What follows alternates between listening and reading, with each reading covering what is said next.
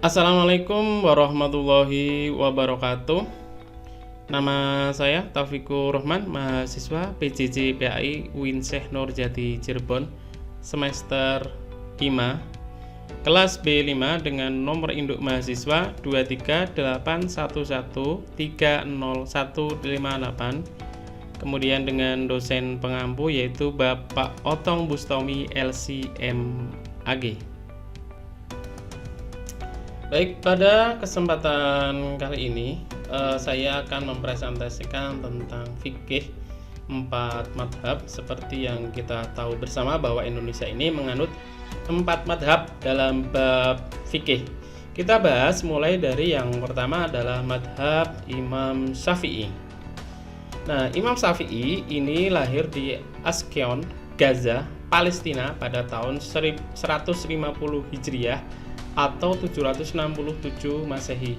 Nah, beliau wafat ini pada malam Jumat 29 Rajab 204 Hijriah yang bertepatan dengan 19 Januari 820 Masehi. Dalam usia 54 tahun di Fustat, Mesir.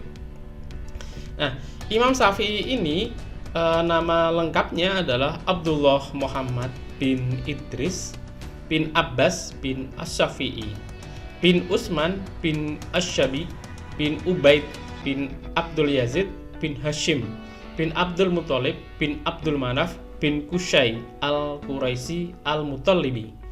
Nasab Imam Syafi'i ini bertemu dengan Rasulullah SAW pada titik Abdul Manaf. Kemudian karakteristik Imam Syafi'i ini dalam bab fikih yang pertama adalah tentang moderasi dalam pengambilan hukum. Mazhab Syafi'i ini dikenal dengan keseimbangannya antara penggunaan nash yaitu Al-Quran dan Sunnah serta ra'yu yaitu akal logika dalam menetapkan hukum. Nah, Imam Syafi'i ini menggabungkan pendekatan ahli hadis dan ahli ra'yu. Ini menjadikan fikih yang moderat dan fleksibel dalam konteks sosial. Kemudian dasar-dasar hukum, Imam Syafi'i menetapkan urutan sumber hukumnya, yaitu yang pertama adalah Al-Quran, yang kedua As-Sunnah, yang ketiga ini Ijma', yang keempat Qiyas, yang kelima ini Istidlal, yaitu penalaran hukum berdasarkan prinsip syarak. Kemudian beliau ini menolak istihsan karena dianggap membuka peluang subjektivitas dalam hukum. Dalam kontekstual yaitu kaul qadim dan kaul jadid. Nah, Imam Syafi'i ini memiliki dua pandangan hukum yaitu kaul qadim dan kaul jadid yang merupakan bahwa hukum Islam menurutnya dapat disesuaikan dengan kondisi sosial historis masyarakat. Yang kedua adalah Imam Mazhab Hanafi, yaitu pendiri Mazhab Hanafi ialah Abu Hanifah.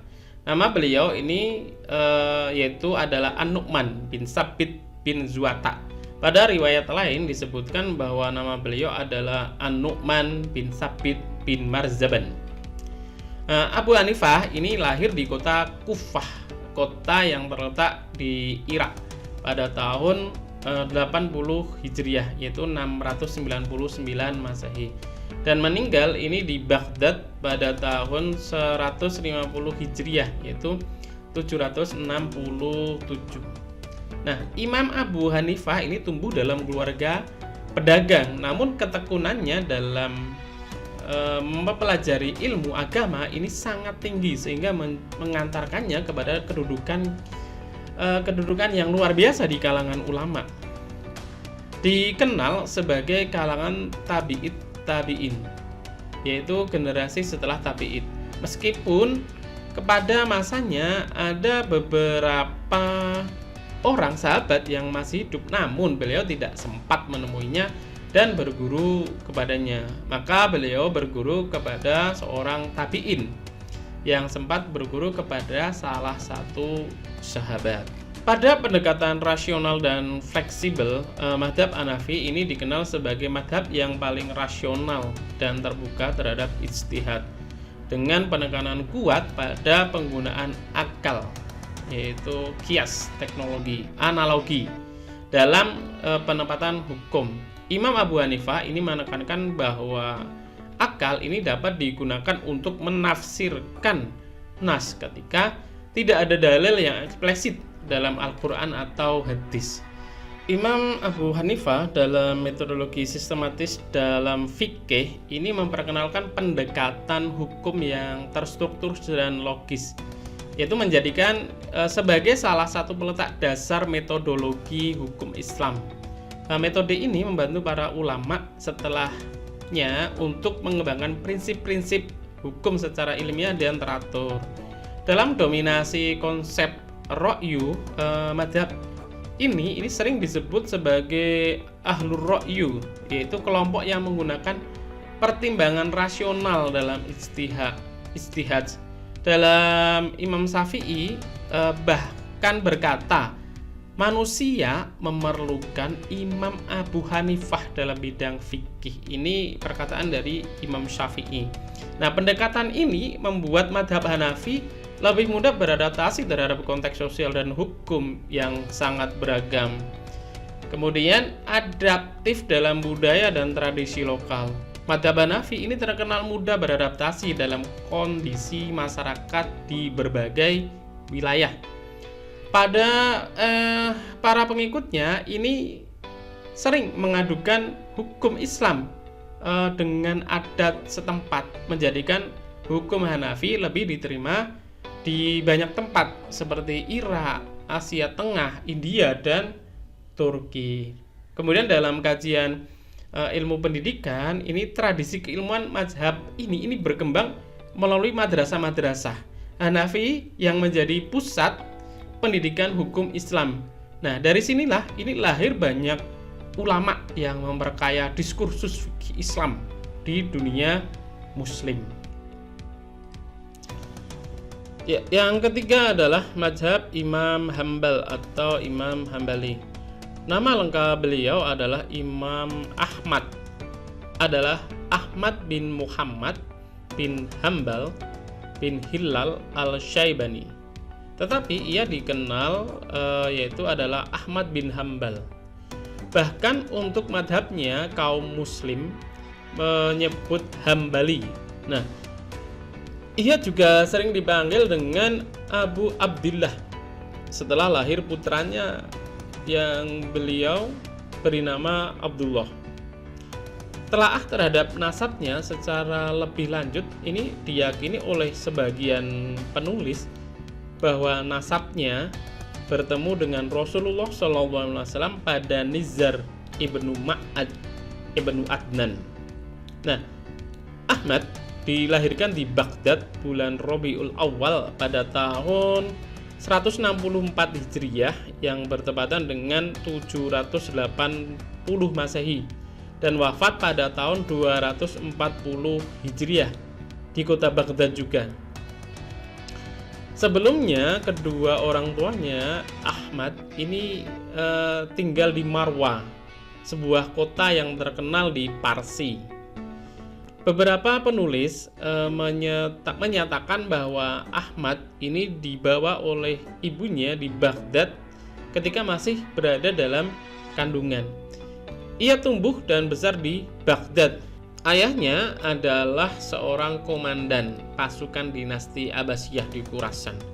Nah, kakeknya ini pernah menjadi sebagai gubernur Sarkas di masa dinasti Bani Umayyah yang kemudian bergabung dalam barisan Bani Abbas ketika propaganda mereka ini mulai mencapai puncaknya. Nah, Hambal ini menjadi salah satu juru kampanye Bani Abbas. Dan atas kegiatan ini, ia pun akhirnya merasakan tekanan dan penyiksaan dari Bani Umayyah. Imam Hambal ini sangat menekankan penggunaan hadis sahih ini sebagai sumber utama. Ia memprioritaskan hadis dibandingkan ra'yu atau pendapat nasional. Bahkan menganggap hadis mursal dan do'if ini lebih baik daripada menggunakan logika pribadi kita atau menggunakan ketika tidak ada dalil lain. Kemudian yang kedua ini adalah berpegang teguh pada nas, yaitu Al-Quran dan Sunnah. Nah, Imam Ahmad ini menolak penafsiran rasional terhadap ayat-ayat hukum bila ada dasar yang lebih kuat dari hadis. Ia memahami Al-Quran ini secara tekstual dan literal, dengan menjadikan hadis sebagai penjelas dan pembatas makna ayat. Kemudian sikap konservatis terhadap isma dan qiyas mazhab Hambali ini tidak menjadikan isma ini secara mutlak sebagai sumber hukum, karena menurut Imam Ahmad klaim isma ini sering tidak pasti. Ia menggunakan qiyas hanya ketika benar-benar tidak menemukan nas atau fatwa dari sahabat. Yang keempat adalah Imam Maliki, dengan nama adalah Malik bin Anas bin Malik bin Amir al-Asbahi al-Madani, yaitu sekitar tahun 93 sampai 179 Hijriah, atau populer dengan sebutan Imam Malik. Nah, ini dikenal luas sebagai pendiri mazhab Maliki. Nah, Imam Malik ini mulai perjalanan intelektualnya dengan belajar kepada imam ahli hadis seperti Abdul Rahman bin Hurmuz dan Robi'ah al-Rai, itu pada tahun 136 Hijriah. Ia mulai mengejar dan memberikan fatwa keagamaan di usianya yang masih muda, yaitu 17 tahun, setelah mendapatkan pengakuan dari para gurunya atas kapasitas intelektual di bidang hadis dan fikih. Nah, Imam Malik ini berdomisili di Madinah hingga akhir hayatnya selama 70 tahun. Ia mendedikasikan hidupnya untuk mengajar serta memberikan fatwa keagamaan. Nah, Imam Malik ini tidak pernah meninggalkan kota Madinah kecuali hanya untuk keperluan menunaikan ibadah haji ke Mekah. Karenanya dikenal dengan gelar Imam Dar al-Hijrah. Di antara murid Imam Malik adalah Muhammad bin Idris, tokoh pendiri mazhab Syafi'i yang berpengaruh luas hingga saat ini. Kemudian karakteristik Imam mazhab Al-Maliki ini dapat kita jelaskan dalam konteks yang pertama adalah yaitu berakar pada tradisi Madinah. Nah, pada awalnya mazhab Maliki ini dikenal sebagai kelompok tekstualis atau ahli atsyar ya, karena berpegang kuat pada Nabi dan praktik penduduk Mekah sebagai sumber hukum. Imam Malik ini menilai bahwa masyarakat Madinah adalah pewaris langsung praktik syariah Rasulullah SAW. Dan yang kedua adalah memadukan teks dan rasional. Dalam perkembangan berikutnya, mazhab Maliki ini menjadi lebih rasional dalam memberikan ruang penggunaan ro'yu atau penalaran logis ya, melalui konsep seperti al-masyalah, al-mursalah, istihsan, dan syad ad-dariyah. Nah, pendekatan ini bertujuan menyeimbangkan antara teks, yaitu nas, dan konteks sosial masyarakat. Yang ketiga, ini menjadikan masalah ini sebagai prinsip pokok syariat. Nah, Imam Malik ini menempatkan kemaslahatan atau maslahah dan mursalah ini sebagai landasan utama dalam istimbat hukum. Nah, baginya hukum Islam ini harus diarahkan pada tercapainya maqasid al-syariah, yaitu menjaga agama, jiwa, akal, keturunan, dan harta. Nah, pendekatan ini menjadikan mazhab Maliki ini sebagai mazhab yang fleksibel dan kontekstual. Selanjutnya adalah menekankan amal al-Madinah.